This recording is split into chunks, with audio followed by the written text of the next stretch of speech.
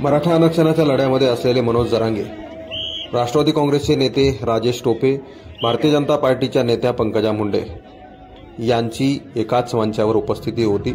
माजलगावमध्ये भारतीय जनता पार्टीच्या तालुका अध्यक्षाच्या मुलीच्या लग्नामध्ये या लोकांनी हजेरी लावली होती।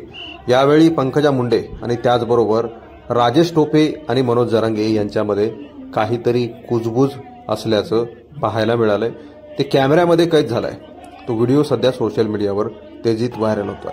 दरम्यान कोणत्या विषयावर ही कुजबूज होती असा सवाल आता उपस्थित केला जातोय आणि चर्चेला उधाण आलेलं आहे।